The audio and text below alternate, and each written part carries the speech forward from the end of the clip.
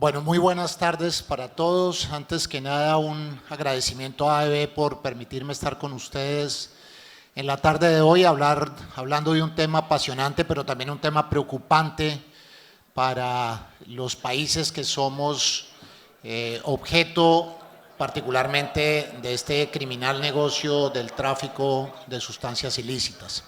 Anoche, escuchando el discurso de Jorge Encalada, me parecía estar escuchando reuniones de exportadores en Colombia de hace 20 o 30 años. Es decir, aquí aplicaría muchísimo ese dicho de quien no conoce la historia está condenado irremediablemente a repetirla. Y tal vez en los últimos 30 años, en 3 décadas, y yo creo que un poco más, donde mi país, Colombia, viene siendo objeto de las consecuencias que trae particularmente el tráfico de sustancias ilícitas, pues vemos tristemente como esta historia se repite no solamente hoy en Ecuador, en Perú, que también han tenido que lidiar con este mismo fenómeno, sino particularmente todo el continente. Antiguamente, cuando uno visitaba países en el cono sur, le decían, ese es un problema de ustedes, de los países andinos, de Colombia, de Perú, de Bolivia, incluso de Ecuador hoy como país de tránsito. Ese es un problema de ustedes, aquí no tenemos ese problema. Y pues basta solamente ir hoy a países como Brasil, como Argentina, donde la problemática de drogas pues es evidente y particularmente como esto genera un impacto particularmente en la sociedad, en la tranquilidad, en la seguridad de los ciudadanos. Y por eso me voy a permitir hablarles hoy de la importancia de la seguridad en la cadena de suministro y cómo dentro de un esquema de corresponsabilidad hoy tenemos una obligación ante la sociedad que es participar activamente de la prevención del delito, particularmente del narcotráfico. Y quiero partir de la misión de la logística. Normalmente en las empresas estamos acostumbrados a implementar sistemas, a implementar estándares conforme el mercado los vaya exigiendo. Me exigen una certificación X, una certificación Y, y entonces como es un tema obligatorio, pues lo vamos haciendo. Y nos vamos más hacia la obligación que a un esquema preventivo. Y entonces como nadie nos exige los temas de seguridad en materia de seguridad física, entonces pues simplemente eso pasa a un segundo nivel hasta que somos objeto de alguna situación que de una u otra forma nos va a venir afectando. Entonces, en la relación de la seguridad con la logística es total. Y entonces la definición que tenemos de la logística, de la misión de la logística, es que es colocar unos productos, unos bienes, donde el cliente nos ha pedido que los coloquemos, en el lugar que el cliente nos pide que los coloquemos, en el momento en que el cliente nos pide que el producto deba llegar, y más en un caso de un producto perecedero como es el banano, en la condición que el cliente lo pide, y particularmente que venga con unas características fitosanitarias, de tamaños, de maduración, etcétera, etcétera. Y finalmente que ese proceso, no solamente en las condiciones que lo pida el cliente, sino también que el proceso sea rentable. Y ahí es donde viene el reto para la logística de las organizaciones. Y entonces salen a relucir 2 elementos fundamentales que van a hacer que la logística sea competitiva. El primero de ellos, los tiempos, y segundo, los costos. Tenemos que llegar cuando tenemos que llegar, y más en productos perecederos. A nosotros en Colombia nos pasa similar con las flores, con el azúcar, con el café, por supuesto con el banano y demás productos agrícolas que exporta nuestro país. Pero ¿qué buscan ustedes como empresarios? Lo primero es que yo pueda pasar rápidamente por los controles aduaneros, que mi carga llegue al puerto y sea embarcada rápidamente y que de ahí vaya al puerto de destino y que haya un desaduanamiento o una nacionalización de esa carga y pueda llegar oportunamente a donde el cliente. Eso es lo que normalmente busca un empresario. También reducir los tiempos, reducir los costos y algo muy importante en las últimas 2 décadas particularmente, cómo administrar el riesgo. Y el riesgo no solamente de seguridad, sino también, lo mencionaba Carlos, de SENASA, al tema de bioseguridad, los temas fitosanitarios, que también hacen parte de la seguridad. Pero ¿qué normalmente nos encontramos y particularmente con la realidad de nuestros países hoy día? Hay un tema de un negocio de la cocaína, donde el narcotráfico está presentando un comportamiento económico muy bueno para el negocio.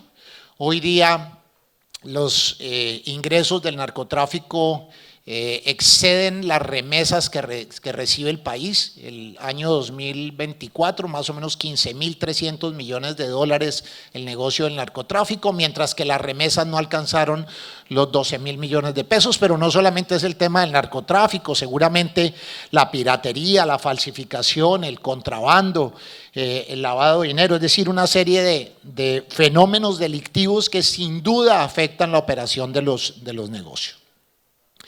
Y las cifras son bastante preocupantes. Repito, más de 15.000 millones del negocio, y eso son cifras estimadas que se cree, no son realmente las cifras, yo creo que están incluso muy por encima. Hoy mi país produce 2.700 toneladas de cocaína al año, 2.700 toneladas, tenemos más de 270.000 hectáreas de hoja de coca. La fábrica a partir de la cual se surten los delincuentes que trafican la droga en Ecuador, pues está aquí muy cerca, en el norte del Ecuador, sur de Colombia. En el suroccidente tenemos una de las fábricas más grandes, los departamentos de Cauca, Nariño, Putumayo, todo el suroccidente del país. Límites con Venezuela tenemos otra fábrica importante, toda la zona del Catatumbo hacia Venezuela, y allí tenemos 270.000 hectáreas de hoja de coca sembrada. Los negocios del narcotráfico exceden por casi 3 veces los ingresos del café, que es uno de nuestros principales productos de exportación, y sin duda también algunos otros negocios importantes, como es el negocio de la construcción, que se equipara el negocio de la droga con el total del negocio de la construcción en el país.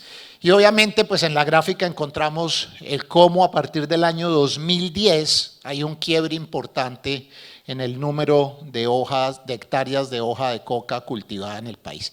Y eso pues tiene una realidad. Desde el año 2002 al 2010 tuvimos un gobierno con mano fuerte, con ataque directo a las organizaciones criminales, y se logró bajar a 43.000 hectáreas de hoja de coca. De ahí en adelante vino una serie de acciones producidas por estas organizaciones criminales, impidiendo la fumigación por aspersión, todo el tema de erradicación por aspersión aérea. Entonces se prohibió el uso del glifosato, eso empezó a marcar un cambio diferente. Y el otro elemento, el proceso de paz que generó un incentivo perverso y que multiplicó por 3 el número de hectáreas de hoja de coca sembrada en nuestro país.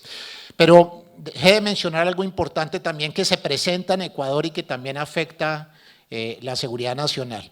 Un kilo de cocaína en la fábrica, en el suroccidente o en el este de Colombia, puede costar $1.200, más o menos es el valor del kilo de clorhidrato de cocaína. Mientras que un kilo de oro vale $120.000. Miren la proporción del negocio de la droga con el negocio del oro. Por eso el crecimiento de la minería ilegal. Y no solamente genera un tema económico de violencia, sino también una deforestación de todas las zonas donde hoy se cambia el cauce de los ríos, se afecta y se deforesta la naturaleza, principalmente para la minería ilegal. Son cifras que por supuesto preocupan. Y este negocio sigue siendo tan bueno, no solamente la minería, sino el tema del narcotráfico, que ese kilo de cocaína en la fábrica, que puede costar $1.200, puede llegar a costar en mercados como Australia y Nueva Zelanda más o menos, puede llegar a costar cerca de $180.000, $160.000 el kilo. Hay un fenómeno importante y es las acciones que el gobierno de los Estados Unidos está colocando sobre el Caribe, particularmente relacionado con el tráfico de drogas originado en Venezuela. Esto está generando un cambio en las rutas del narcotráfico y y estamos experimentando en el Pacífico y seguramente ustedes también en el Ecuador lo van a experimentar, y es un incremento del tráfico de narcóticos de las rutas que normalmente y tradicionalmente salen por el Caribe y que obviamente van a tomar las rutas del Pacífico. Y eso ya lo estamos viendo particularmente en el Pacífico colombiano. Así que el negocio, no obstante que la minería les da más dinero, pues simplemente es otra línea de negocio que tienen estas organizaciones criminales. Por eso la Organización Mundial de Aduanas elaboró un estudio financiado por el gobierno australiano, un informe que titula Infiltración de las cadenas de suministro de carga marítima, y con enfoque en 3 elementos. El primero de ellos es cuáles son las organizaciones criminales que están dentro del negocio del narcotráfico marítimo. 2, el tema del fenómeno de la cocaína. Y 3, y algo muy importante que tiene que ver con la acción de corresponsabilidad que todos como empresarios tenemos, y es básicamente la conspiración interna. ¿Y qué es eso de conspiración interna? Y vamos a ver las cifras que presenta el informe, donde nos trae los 4 tipos de modalidades que se presentan en el tráfico de narcóticos en la carga marítima. El primero de ellos, y con mayor porcentaje, lo que se conoce como el gancho ciego, es decir, el rip-off. Abren su contenedor, abren su carga y le colocan unos paquetes dentro de su contenedor. Ese es el rip-off, y allí nos dice que 767 incautaciones se hicieron con la modalidad de rip-off. ¿Dónde sucede esto? A lo largo de toda la cadena de suministro. Salió de la finca, entre la finca y el puerto, dentro del puerto, en el buque, en el puerto de transbordo. Es decir, en cualquier parte de la cadena puede haber una contaminación a través de la metodología o del método del rip-off. 767 incautaciones. Le sigue en importancia la ocultación en la estructura del contenedor, y más en los reefer, que se facilita mucho más para esconder los narcóticos. 752 casos en los 2 años del estudio. Y vienen 2 metodologías adicionales, 76 incautaciones en lo que se conoce como adherir al casco de la embarcación, las sustancias que obviamente son mucho menores, requieren un poco más digamos que de esfuerzo para el delincuente, tener unos buzos allí para que puedan adherir estos elementos al casco.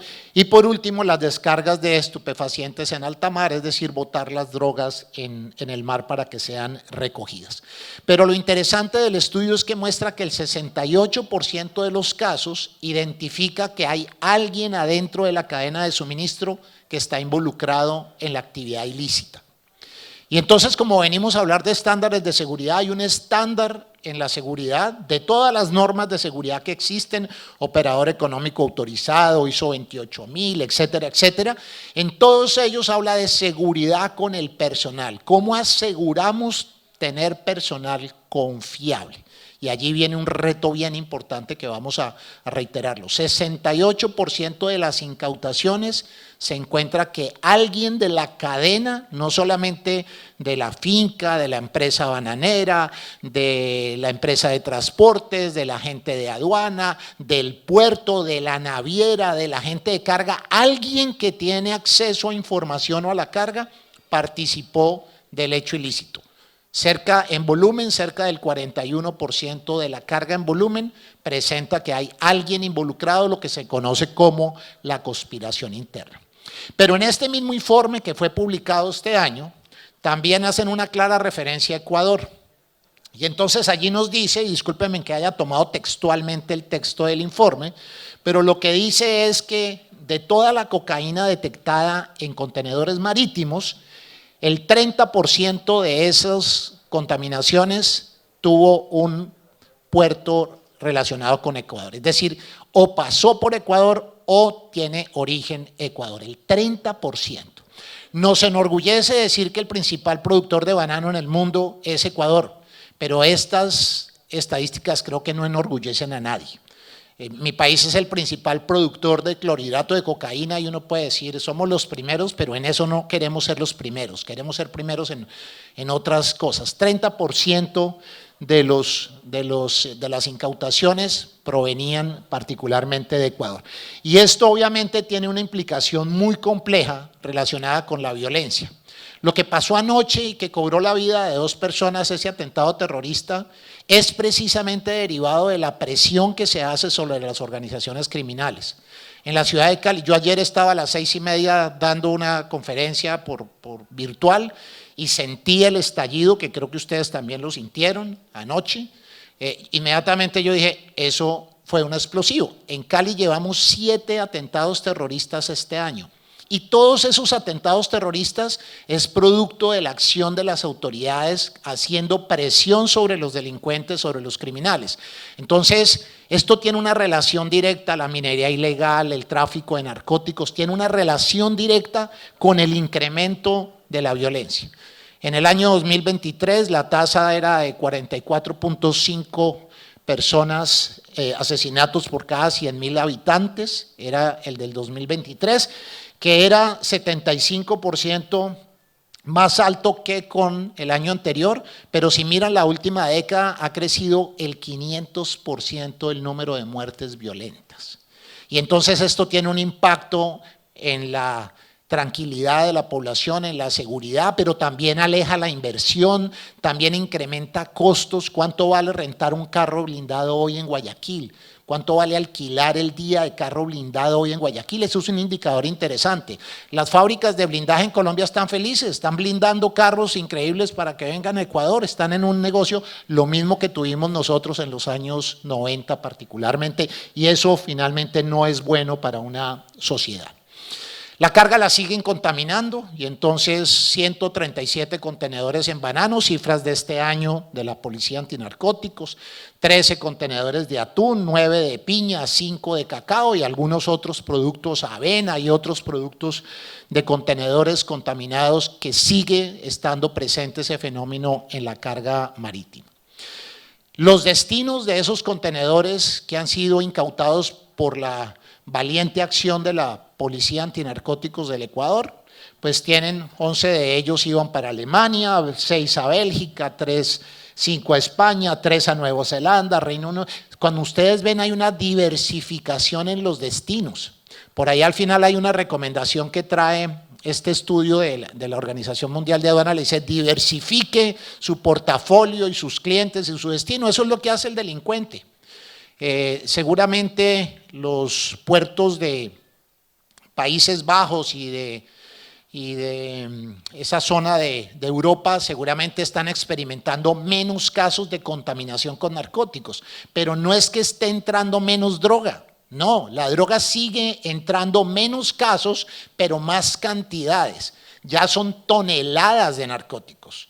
Hemos tenido casos, tuvimos un caso saliendo aquí de Guayaquil para España, 13 toneladas de cocaína en una carga, es decir, antiguamente eran 500 kilos, 800 kilos, pero ahorita tenemos toneladas de narcóticos. El año pasado, antepasado, tuvimos un caso de 23 toneladas de cocaína en un buque que llegó al puerto de Filadelfia, iba para Europa. Entonces los volúmenes están creciendo, bajan las intensidades, pero también están buscando otros puertos. El puerto de Dunkerque, por ejemplo, está experimentando hoy crecimiento en las contaminaciones que están llegando. Los puertos españoles también están, tuvimos una visita hace unos 15 días con el oficial de aduanas de España que está asignado para Ecuador y vino a hablar con la Policía Antinarcóticos y dijo, bueno, venga, ¿qué hacemos? Porque esto está creciendo, las cifras están subiendo en materia de, puede que bajen en Holanda, pero van a subir en otros países como ustedes lo ven. Y destinos nuevos, ¿no? A Libia, a Rusia. En Rusia cayeron 1.5 toneladas, creo que cayeron ahorita en el mes de septiembre, provenientes también de Ecuador. Entonces, 44 casos van este año de incautaciones y 18 casos que han sido incautados en destino. Como ven ustedes, esa problemática obliga a atender una serie de recomendaciones que están allí en ese informe de la Organización Mundial de Aduanas. Básicamente dice dónde nos debemos enfocar, y las recomendaciones que plantea la OMA no son solamente para los gobiernos, no son solamente para las autoridades, también para el sector privado. Y la primera de ellas es fortalezcan la cooperación internacional. Este año creo que hicimos una reunión aquí en Guayaquil con el oficial con personal de vigilancia aduanera de España, la jefe de gestión de riesgos, el director de operaciones y el oficial de enlace, y visitamos los puertos y una reunión también con ustedes, con los bananeros, y ellos mismos les decían, venga, queremos cooperar con ustedes, que haya una cooperación internacional para poderle hacer frente a este fenómeno del narcotráfico. Hago la salvedad que no estoy diciendo aquí que vayamos a combatir el crimen, eso es una función del Estado, pero nosotros sí tenemos una corresponsabilidad en materia de prevención. Allí tenemos que ser activos particularmente en la prevención. ¿Qué se busca? Que haya una detección proactiva. Había un comandante antinarcóticos en uno de los puertos colombianos que decía, es que las compañías OEA las pueden contaminar y entonces yo por ello las voy a revisar más, porque el delincuente sabe que el que es operador económico autorizado tiene menos controles, entonces lo voy a revisar más, pero resulta que uno de los beneficios del OEA es que lo revisen menos. Entonces la empresa dice, ¿para qué soy OEA si me van a revisar más? Y cada inspección me cuesta más dinero, me demora más mi carga, me maltrata mi carga. Y entonces, ¿para qué voy a hacer OEA? Entonces desestimula la OEA. Afortunadamente, el señor coronel en ese momento ya entendió que el tema no es dejar de inspeccionar o inspeccionar más para que haya menos perfil de riesgo. Entonces tiene que haber una detección proactiva. Y yo tengo una teoría que la empresa OEA la contaminan menos, no simplemente porque sea OEA o tenga una vacuna que le inyectan allí y le dicen, usted ya le inyectamos el OEA y usted no va a ser contaminado. No, lo que pasa es que el delincuente no quiere que le descubran cómo es su trazabilidad, que le conozcan las rutas, que les conozcan los integrantes de la cadena ilícita. Eso es lo que el delincuente no quiere. El delincuente le pueden encontrar el alijo de drogas y perdió un dinero y seguramente van a matar a algunas personas por ello. Pero el que le descubran las rutas, el que le descubran quiénes son las personas involucradas, eso le cuesta mucho más dinero. Y resulta que la trazabilidad del OEA permite saber qué pasó en cada actor de la cadena y permite hacer, como su nombre lo dice, y ustedes como productores de fruta son expertos en temas de trazabilidad para poder identificar qué pasó y en dónde y quién fue el responsable, eso va a desestimular el que el delincuente quiera utilizar una compañía operador económico autorizado. Por supuesto, una acción decidida de las autoridades para desarticular estas organizaciones criminales, siempre se sabe. En Colombia tenemos identificado quiénes son las organizaciones criminales, el cartel del Golfo, las disidencias de las FARC, el ELN, los no sé qué, actúa allí, esta mañana hablaba el señor Procurador General de la República y decía, tenemos que cambiar el lenguaje. No, ahí actúa él, no, ahí delinque, ahí están los criminales, no, ya no normalizamos el que hay unos actores allí que son los que negocian y los que hacen, los que matan, y resulta que no se hace absolutamente nada. Entonces hay que desarticular esas organizaciones criminales y por supuesto generar un esquema de información oportuna. Un agente de carga descubre que un contenedor que salió de un puerto del Pacífico colombiano rumbo al puerto de Callao en Perú, le cambiaron el sello de seguridad antes de salir. El documento con que montaron el contenedor al buque era diferente al documento con que salió de fábrica y el agente de carga inmediatamente llama a la autoridad y le dice, ese no era el sello de seguridad. ¿Cómo así? Lo montaron, se fue, un sello diferente, inmediatamente generan una alerta, avisan a Perú porque el contenedor ya había salido, ya estaba en una agencia, en un depósito en Perú, ya estaba liberado por aduana, ya iba a salir y la autoridad pudo rápidamente actuar frente a ese contenedor. No se encontró nada en el contenedor, pero ¿por qué cambiaron el sello? Alertas oportunas que permitan blindar la cadena de suministro. El otro elemento, hay que ser innovadores. Yo creo que si seguimos haciendo lo mismo, vamos a obtener los mismos resultados. Entonces hay que hacer cosas diferentes, hay que generar esquemas de perfiles de riesgo diferentes. La aduana de España dice a la policía ecuatoriana, dice, mire, no me diga qué fue lo que no revisó, dígame qué fue lo que revisó y yo con base en eso determino qué qué es lo que voy a revisar conforme a perfiles de riesgo que cada día tienen que ser más inteligentes. No necesitamos tantos esfuerzos físicos para poder tener un buen perfilamiento de riesgo, unos criterios de perfilamiento de riesgo, incluso en sus organizaciones generen perfiles de riesgo de sus socios comerciales, generen perfiles de riesgo de los cargos críticos, que les permita tomar decisiones y ser efectivos en esa criticidad. Usen la tecnología, la inteligencia artificial, por supuesto, los equipos de seguridad en todos los temas de trazabilidad. Y por último, fortalecer las competencias del personal que trabaja en la seguridad. Entendemos por seguridad siempre como un guardia de seguridad, ¿no? En la cadena de suministro no tenemos guardias de seguridad. Tenemos analistas de seguridad, tenemos personas que están pensando en seguridad de procesos, pero aquí hay que optimizar recursos. Ustedes tienen cualquier cantidad en las dos conferencias anteriores, todos los temas de certificación que tienen que tener en temas de inocuidad, temas fitosanitarios, temas de calidad y adicionalmente hay que meterle temas de seguridad física y de procesos. Entonces, es importante fortalecer las competencias de las personas en términos de la seguridad en la cadena de suministro. Este es un tema sin duda, de propósito compartido. Y aquí quiero llamar la atención con el tema de corresponsabilidad. Si nosotros no asumimos el problema del tráfico de narcóticos en lo que nos toca desde el punto de vista preventivo, créanme que vamos a tener, hoy día estamos volviendo en el caso de Colombia, yo me siento 30 años atrás. Nos queman camiones no solamente en las zonas rurales, sino también en las zonas urbanas. Mover una carga de un lugar a otro en horas de la noche es casi imposible. Hoy estamos en una contienda electoral y a los candidatos de la oposición les queman los vehículos, los secuestran, etcétera. O sea, eso lo vivimos hace 30 años y estamos otra vez en las mismas condiciones. Y todo tiene un denominador común. Tráfico de drogas, organizaciones criminales, donde no hemos hecho el trabajo realmente como sector privado y como nos corresponde. Generar ecosistemas seguros, que su fábrica, que su finca sea un sitio seguro. Por ahí hay una certificación que se llama Great Place to Work, un gran lugar para trabajar, donde yo me sienta contento. Pues también creemos un gran lugar seguro para trabajar, donde nuestro empleado no solamente se sienta seguro desde el punto de vista de salud y gestión en el trabajo, sino también desde el punto de vista de seguridad física, de procesos, donde alguien que quiera hacer algo, inmediatamente el mismo sistema genera alertas, genera banderas rojas que dice aquí hay algo extraño, aquí hay alguna situación que no cuadra, pero como sistemas tenemos que hacerlo para tener procesos seguros.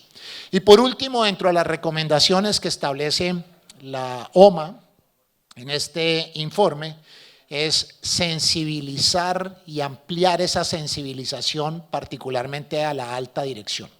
En el año 2003 se crea un programa como respuesta a los atentados del 9/11. Seguramente ustedes lo han escuchado nombrar y es el programa CityPath de la aduana de los Estados Unidos.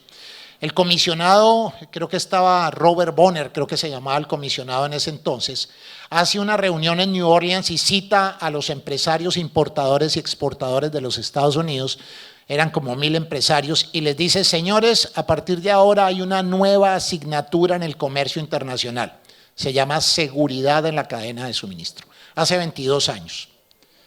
Y esa sensibilización que le hace a los directores de seguridad, a los directores de las empresas es, mire, hay un problema que se llama terrorismo, hay un problema que se llama narcotráfico, hay un problema que se llama lavado de activos, hay una serie de situaciones que pueden afectar su negocio. Cuando uno le pregunta a un gerente en una compañía, particularmente en Colombia, bueno, y el tema del narcotráfico, dice, no, yo la verdad el tema de seguridad, pues yo tengo seguros, eso sí, yo compro seguros. No sé en Ecuador si existe un seguro contra la contaminación de la carga, creo que no existe. No existe un seguro de contaminación de la carga con sustancias ilícitas. De hecho, los seguros de su carga, hay una serie de exclusiones cuando dice si está relacionada con actividad criminal, no hay cobertura. Es decir, se dañó mi carga porque la contaminaron con narcóticos, ahí hay una actividad criminal. Si la autoridad encontró algún ilícito en su carga y tuvo que destruir su carga para hacer la revisión, se llama actos de autoridad y tampoco está cubierta en su póliza de seguros. Entonces, el amparo de una póliza de seguros creo que no es la solución. Pero además, uno le dice, ¿usted ha revisado el Código Penal? ¿Cómo así? Sí, el Código Penal dice que aquel que intente o realice, quiera introducir o sacar del país sustancias ilícitas, incurrirá en prisión de tanto y además una multa por XY. ¿Cómo así? Sí, dígame qué cigarrillos le gusta fumar y cuando usted lo lleven allá, pues yo le voy a ir a visitar. Y entonces ahí sí se preocupa el representante legal de esa organización. Por tanto, la capacitación de alto nivel y sobre todo la sensibilización es bien importante en las organizaciones. ¿Qué ha pasado en los últimos 20 años? Pues la emisión de una serie de normativas, particularmente este año el Departamento de Estado de los Estados Unidos designó como terroristas a 6 organizaciones criminales de México y a 2 pandillas más, una de El Salvador y otra de Venezuela. Y ustedes dirán, ¿y eso qué tiene que ver con nosotros, con los negocios? Esa designación y su posterior registro en listas restrictivas hace que nosotros no podamos tener ningún tipo de vínculo con esas organizaciones delictivas. Y seguramente ustedes también dirán, bueno, pues eso es lógico, yo no voy a hacer negocios con el Tren de Aragua, yo no voy a hacer negocios con la MC-13 de El Salvador, de Salvatrucha, yo no voy a hacer negocios con el Cartel del Golfo, con el Jalisco Nueva Generación, con el Cartel del Noreste, yo no voy a hacer negocios, el Cartel de los Soles, que recientemente también está incorporado en esa lista de terroristas y que creo que Ecuador también ya lo vinculó como organización terrorista. Pero resulta que esas organizaciones terroristas tienen empresas de fachada. Un muy buen porcentaje en Colombia de estaciones de combustible, sobre todo en zonas del suroccidente, zonas límites con Venezuela y otros lugares, son estaciones de combustible que manejan combustible robado. Roban en el oleoducto y vienen y lo venden en las estaciones de combustible. Y tienen empresas de transporte y tienen negocios X y Y. ¿Y qué pasa cuando usted hace un negocio con una empresa que es de estas organizaciones criminales? Y entonces eso se llama vinculación pasiva. Y entonces en esas órdenes ejecutivas y en esas designaciones dice aquel que negocie con estas organizaciones de manera activa o pasiva, ¿a qué se va a ver enfrentado? Pues se va a ver enfrentado, por supuesto, con estas organizaciones que he mencionado, el cartel de Sinaloa, el cartel de Jalisco Nueva Generación, el cartel del Noreste, los famosos Zetas, la familia michoacana, el cartel del Golfo, etcétera. Y entonces en cada una de estas organizaciones pues viene un tema de congelación de activos. Entonces el gobierno de los Estados Unidos puede llegar a congelar los activos de estas organizaciones o de quien negocie con ellos de manera activa o pasiva. Por eso es importante también dentro de los estándares de seguridad de sus empresas establecer controles y debida diligencia. Por favor recuerden esa frase, debida diligencia. Y la debida diligencia es aquello que yo debí haber realizado para demostrar el cumplimiento de un control. Entonces, en ese sentido, ¿cómo yo voy a evitar que me congelen los activos por haber negociado con una organización criminal o una empresa de una de estas organizaciones? El otro elemento que plantea la normativa de los Estados Unidos es la prohibición de apoyo material. En los años 90, las compañías, particularmente que estaban en zonas rurales, del sector agrícola, ganadero, etcétera, tenían que pagar una vacuna, tenían que pagar una extorsión a las organizaciones criminales. Y entonces, cansados de estar pagando estas vacunas, decidieron organizarse y se crearon los mal llamados grupos paramilitares. Y entonces muchas empresas les dieron dinero a las empresas, y resulta que el apoyar organizaciones criminales pues está proscrito en la ley y obviamente genera unas implicaciones desde el punto de vista económico, pero también sanciones penales. Entonces los representantes, los presidentes, los directores de esas organizaciones, particularmente sector agrícola y sector minero energético que fueron afectados, pues hoy están respondiendo ante cortes, no solamente en Colombia sino en los Estados Unidos, por haber apoyado a grupos criminales que finalmente generaron violencia sobre personas que hoy se declaran víctimas y por supuesto no solamente buscan una indemnización, sino también una sanción penal. Temas de restricciones migratorias también están en la ley, es decir, es un tema que hay que prestarle atención en sus organizaciones y establecer los controles necesarios para que esto no suceda.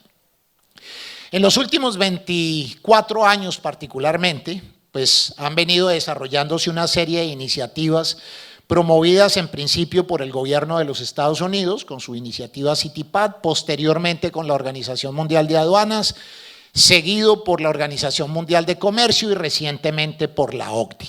Es decir, todas estas organizaciones han venido generando normativas, en algunos casos obligatorias. El programa Operador Económico Autorizado es un programa obligatorio. Y ustedes dirán, no, eso es voluntario. Voluntario para las empresas, pero obligatorio para el país. Ecuador tiene la obligación ante la OMC de establecer un programa operador económico autorizado. Eso está en el Acuerdo de Facilitación de Comercio de la OMC. Con la OCDE, los países miembros de la OCDE tienen que implementar una serie de normativas. Acaba o está saliendo una para las zonas francas, se llama el esquema de zonas francas transparentes y limpias. ¿Qué pasa con el que no reúna requisitos de ser transparente y limpio? O sea, establece una diferenciación en el mercado. Ya está certificada la zona franca de Barcelona, 2 zonas francas en Costa Rica, están en proceso de certificación 2 zonas francas en Colombia y el año entrante se abre el esquema de certificación para el resto de zonas francas. Hace un par de semanas me invitaron a Colón, en Panamá, a dar una conferencia sobre este tema y estaban los usuarios de la zona libre de Colón en Panamá. Y entonces es la segunda zona libre más grande del mundo. Y cuando les presentaba esto, dijeron, ¿cómo así? Yo voy a estar… Pues resulta que el Congreso de los Estados Unidos está pasando una ley que se llama Ley de Zonas Francas Transparentes y Limpias. Y la aduana de los Estados Unidos va a sacar unos listados de quiénes son las zonas francas categoría 1, 2, 3 y 4. Categoría 1, los que cumplan la certificación de la OCDE. Categoría 2, los que estén en proceso de lograr la certificación. Categoría 3, que tienen interés y que están haciendo algo. Y 4, los que no han demostrado ningún interés. Y entonces, ¿qué va a pasar con una zona franca cuando empiece a vender sus servicios? ¿A quién le va a vender servicios? El cliente lo primero que va a preguntar es, ¿usted en qué nivel de certificación está? Usted está en el 1, en el 2, en el 3 y va a estar publicado en un sitio web de la aduana de los Estados Unidos esa información. Eso es bastante complejo para cualquier mercado. Entonces, de esa forma, la Organización Mundial de Comercio en el año 2017 finalmente implementa lo que se conoce como el Acuerdo de Facilitación de Comercio de la OMC, que no los voy a aburrir con los 12 artículos, pero sí con 3 de ellos, básicamente los artículos 7, 8 y 12, y empiezo con el 8. Y entonces, ¿qué dice el artículo 8? Que lo debe cumplir el gobierno de Ecuador, es que las autoridades que interactúan en frontera tienen que coordinarse. Y entonces la autoridad de agricultura, la autoridad de calidad, la autoridad de policía, la actividad de la aduana, tienen que coordinarse y generar medidas de facilitación, como una ventanilla única de comercio exterior, un proceso relacionado con la inspección única, que no todo el mundo tenga que inspeccionar el contenedor cuando quiere, sino que haya un proceso de facilitación por parte de las autoridades. Un artículo 12 donde dice, oiga, no solamente interactúe en su frontera, usted solo, sino también interactúe con la frontera de al lado. Entonces, con las autoridades colombianas, con las autoridades peruanas y entonces SENASA con el organismo símil en Ecuador, tienen que ponerse de acuerdo para generar facilitación, no solamente en temas de sanitarios, fitosanitarios, sino también en temas de seguridad. Para ello se conformó un grupo que se llama Grupo de Impulso de Gestión Coordinada de Frontera. Allá estamos como 46 entidades de orden de entidades públicas, de salud, de seguridad, de aduanas, represento al sector privado en ese grupo y lo que buscamos es generar facilitación en la frontera para que la carga pase rápido. Seguramente están enterados que hay un proyecto que va a unir el puerto de Santos en Brasil con el puerto de Iquique del Atlántico al Pacífico. Son 2000 y pico de kilómetros que van a atravesar Brasil, Paraguay, Argentina y Chile. Un espectáculo. Va a poderse bajar un contenedor en el puerto de Santos en Brasil y de ahí trasladarse rápidamente hasta Iquique en Chile y de ahí ir al puerto de Chancay en Perú y de ahí irse para Asia. Interesante. Pero eso que facilita el comercio internacional legítimo, también ya lo están viendo los delincuentes. Bueno, ¿cómo voy a hacer? Porque resulta que el traficante colombiano que fabrica la droga en Colombia, pues la quiere mandar a Brasil. Hoy le cuesta mucho bajarla hasta Brasil. Y entonces ahí esa ruta va a ser perfecta para bajarla. Entonces, aquí las autoridades tienen que ponerse de acuerdo a ver cómo se va a generar controles que no afecten la facilitación. Y me voy al artículo 7 de manera muy rápida. ¿Y qué dice la Organización Mundial de Comercio respecto de este artículo 7?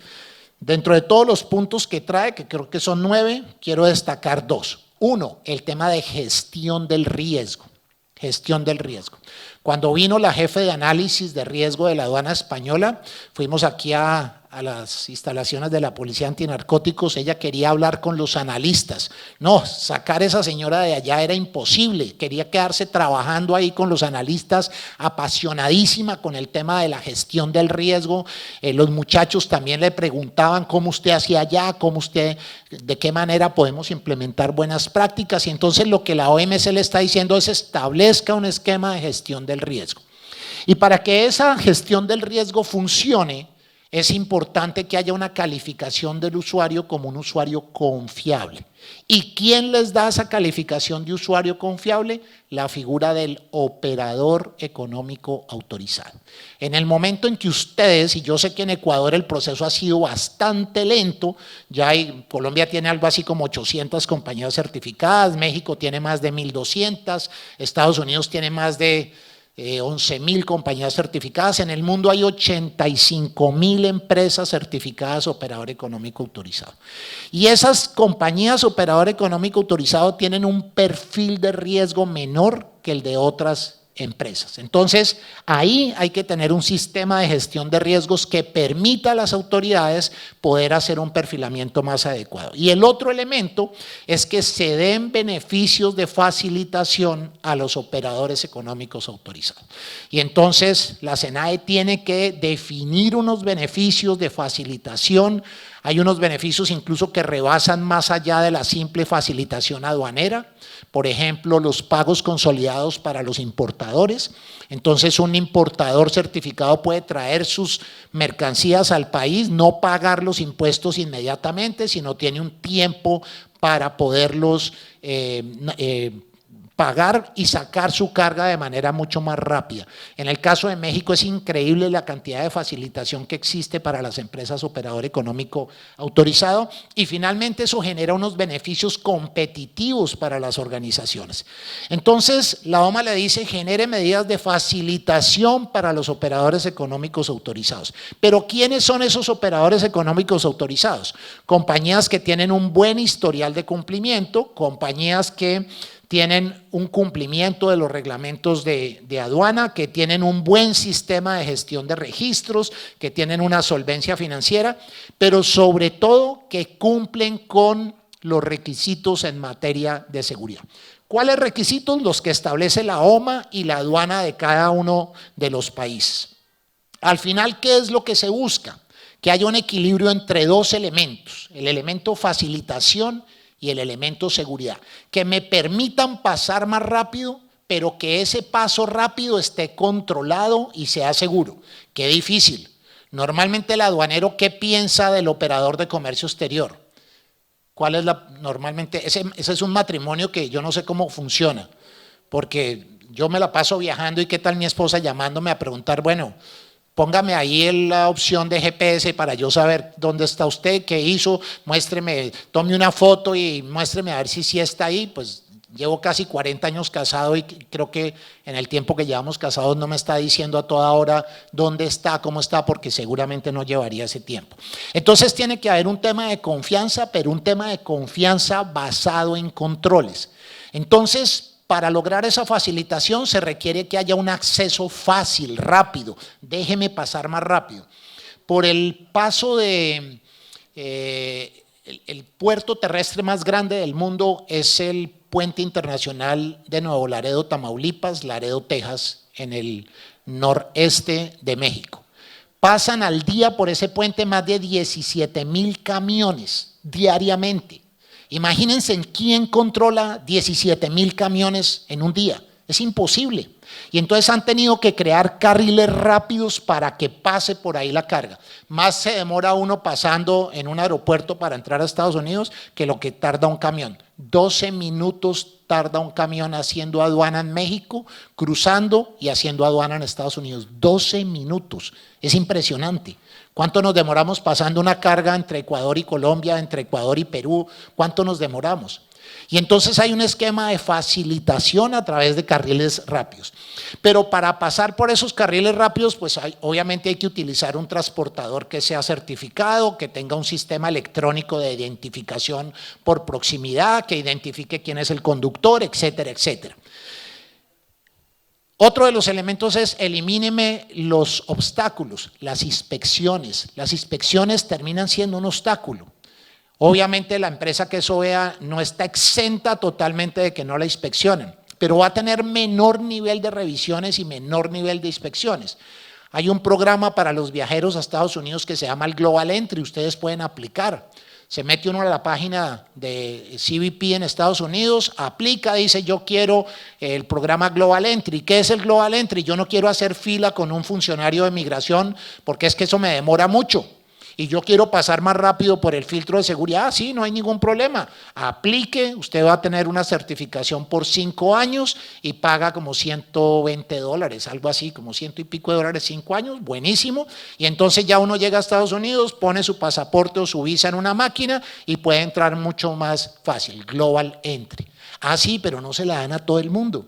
Usted aplica y la próxima vez que llega a Estados Unidos va a una entrevista con el funcionario de aduana y le va a decir por qué usted X, Y, Z, y entonces a juicio del fulano le va a decir sí, usted puede tener la aplicación de Global Entry. Me reducen los obstáculos, pero para ello tengo que cumplir unos requisitos. Tengo que cumplir con los estándares del operador económico autorizado.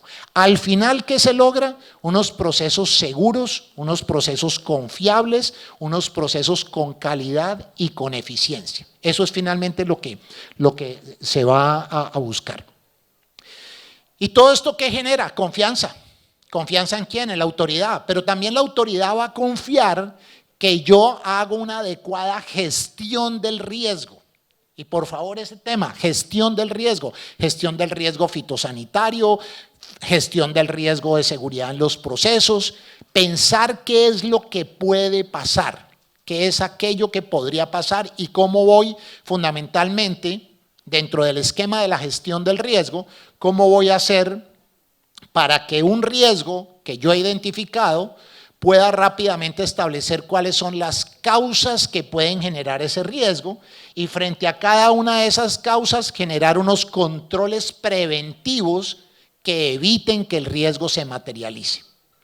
Y entonces cuando nos vamos de viaje pensamos, ¿qué puede pasar? Yo puedo entrar a Ecuador con mi cédula, sin problema, y entonces no traigo pasaporte, pero además traigo mi pasaporte. ¿Por qué? Porque puede haber alguna situación que no me permita salir de aquí para Colombia, sino para otro lugar, donde no puedo entrar con la cédula, sino con el pasaporte. Ah, entonces llevo mi pasaporte como medida preventiva para que… Entonces voy a identificar las causas y a poder diseñar controles preventivos que eviten que el riesgo se materialice. Pero resulta que el riesgo se puede presentar y entonces lo que voy a hacer es generar unos controles de mitigación que permitan que el impacto sea el menor posible. ¿Y qué es lo que logro con todo esto? Generar una menor probabilidad de ocurrencia de los eventos y, si se llegan a presentar, un menor impacto a esos riesgos. Eso es lo que se llama la gestión del riesgo. Y eso es precisamente lo que hacen las compañías que son operador económico autorizado. Y cuando les decía que ya en el caso de América hay algo así como 17,000 compañías certificadas, incluyendo a los Estados Unidos y México, que son las que más tienen, pues el mensaje es: por favor, trabajemos en buscar que sus empresas sean operador económico autorizado y tener el reconocimiento que obviamente genera el poder desarrollar dentro de los pilares del OEA. Y aquí me voy a acelerar un poquito porque me están haciendo ya señales de tiempo corto, y es lograr otro reto importante. Ayer que escuchaba al ministro de Agricultura y al ministro de la Producción, pues hay que hacer que el ministro de la Producción y el ministro de Agricultura, la agrocalidad, que creo que también está por acá, por supuesto la Policía Nacional, entren también en el programa Operador Económico Autorizado para que esas entidades también generen facilitación. De nada va a servir ser OEA en Ecuador si la aduana lo certifica, pero antinarcóticos no. Y entonces, ¿para qué me sirvió una certificación que otro no valida? Entonces es importante el poder tener allí la incorporación de estas entidades.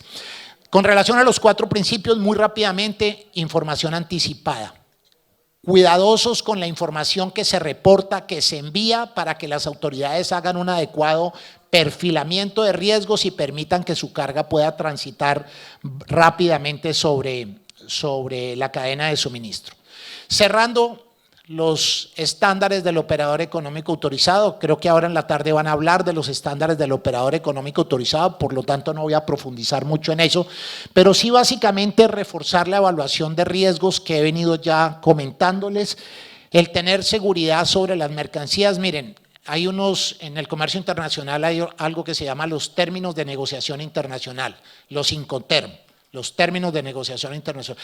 Es que yo vendo ex fábrica, es que yo vendo FOB, es que yo vendo CIF. Eso es para ver quién paga los fletes, quién paga los seguros, quién responde por documentos. Pero en últimas, si su cliente recibe una carga que, independientemente del término comercial en que se haya vendido, llega con un alijo de drogas, el responsable es usted. Pero yo no contraté al transportador. Sí, pero ¿qué control hizo usted con su cliente para que su cliente adoptara controles para evitar que esto sucediera? Y eso es bastante recurrente en el tema de los términos de negociación internacional. Por lo tanto, la seguridad de las mercancías, la seguridad con las unidades de carga, con los medios de transporte, independientemente del término comercial en que usted venda, se tienen que adoptar los controles que sean necesarios. La seguridad con los socios comerciales.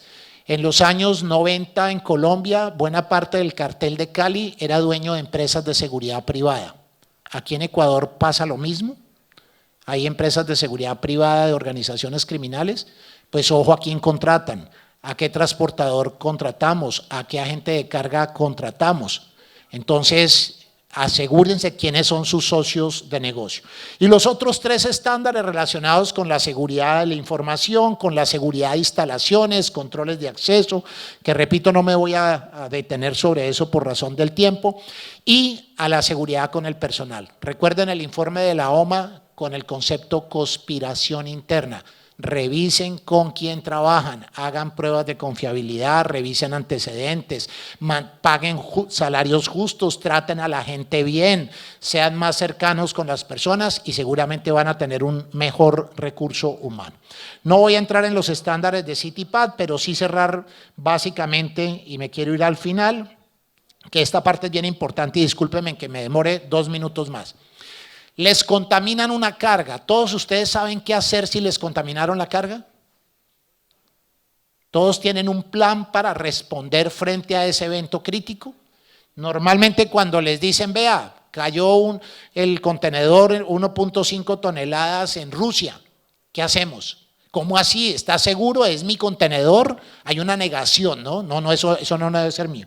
Y entonces viene la pregunta, ¿qué hacemos? Y entonces frente a ese qué hacemos, siempre pensamos que la contaminación genera tres cosas: una acción penal, unas multas y una pérdida de una certificación del cliente, etcétera. Pero además de esto hay tres elementos más: el incumplimiento al cliente, el tema reputacional y por supuesto la afectación a la continuidad del negocio. ¿Qué hacemos entonces? Bueno, hagamos un análisis por escenarios, qué es lo que puede pasar, dónde puede pasar, cómo puede pasar, tengamos un plan de contingencia, generemos la trazabilidad. ¿Cuántos exportan a Estados Unidos? ¿Su banano a Estados Unidos, algunos de ustedes? Y entonces hay una ley que se llama el FISMA, la Ley de Seguridad de Modernización Alimenticia, y entonces ahí tengo que tener todo un esquema de trazabilidad y de mantenimiento de registros.